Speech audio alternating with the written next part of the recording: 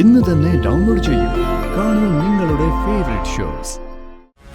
Sir കോൺഫിഡന്റാ, പേടിക്കണ്ട.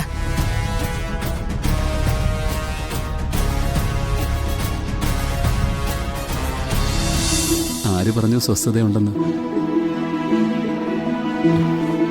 തിരിച്ചു പോണ്ടേ നമുക്ക്?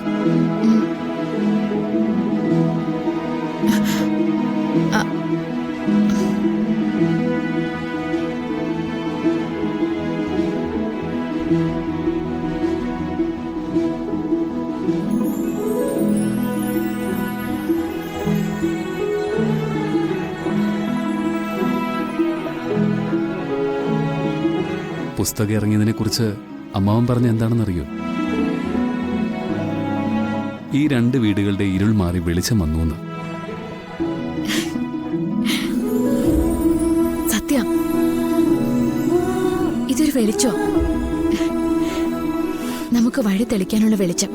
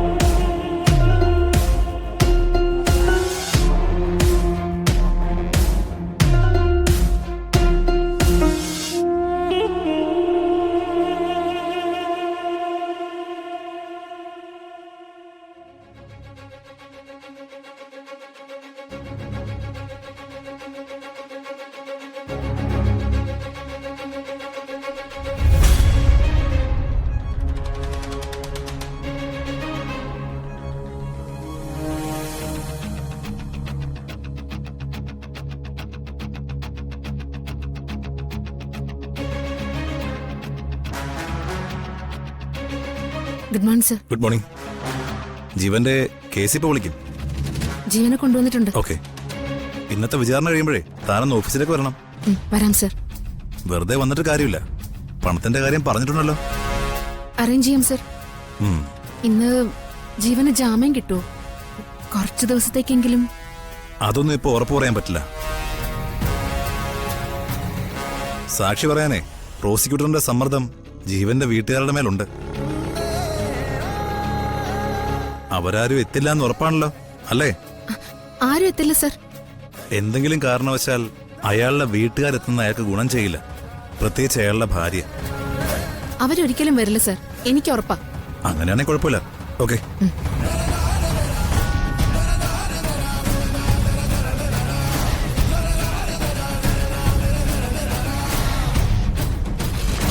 സാറേ,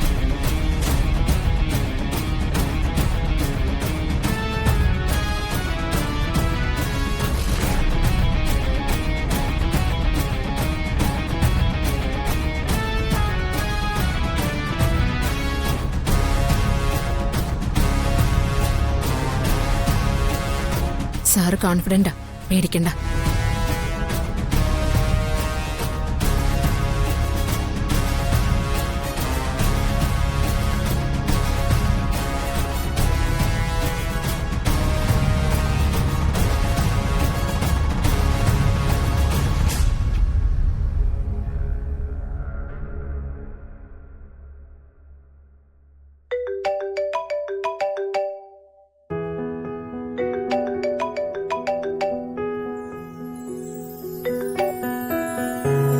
ഹലോ. പുസ്തകം വായിച്ചൊരു ആരാധകനാണേ. നിനക്ക് നാടിനെ കുറിച്ച് എഴുതാം, പക്ഷേ നാട്ടിലേക്കൊന്ന് തിരിച്ചു വരാൻ തോന്നിയില്ല അല്ലേ? എനിക്ക് ആരാണെന്ന് മനസ്സിലായില്ല കേട്ടോ. വായനശാലയുടെ പിൻഭാഗത്തെ തിണ്ണയിലെ നേരം വെളുപ്പിക്കാൻ വേണ്ടി ഓരോന്ന് ചർച്ച ചെയ്തോണ്ടിരിക്കുമ്പോഴേ പണ്ട് നീ പറഞ്ഞിട്ടുണ്ട് മരിക്കുന്നവരെ എങ്ങനെ ഇരിക്കണമെന്ന്. എടാ ജോയ്. അതേടാ, ഞാൻ നിന്റെ പുസ്തകം വാങ്ങിച്ചു വായിച്ചു. ആ, ഉഗ്രൻ എഴുത്താട്ടോ. അതിലും വിശേഷമൊന്നും പറയാനുമില്ല. താങ്ക്സ് എടാ.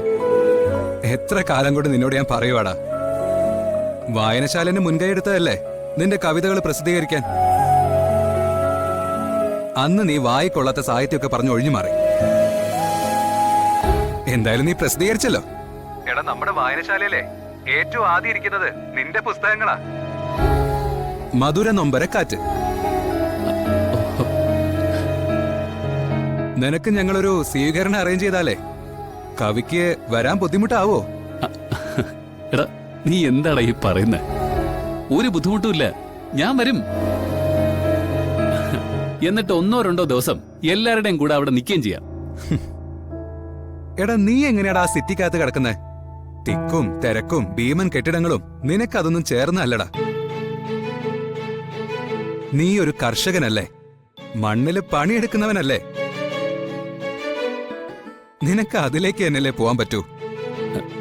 ഞാൻ അതിനെക്കുറിച്ച് സീരിയസ് ആയിട്ട് ചിന്തിച്ചുകൊണ്ടിരിക്കടാ. മധുര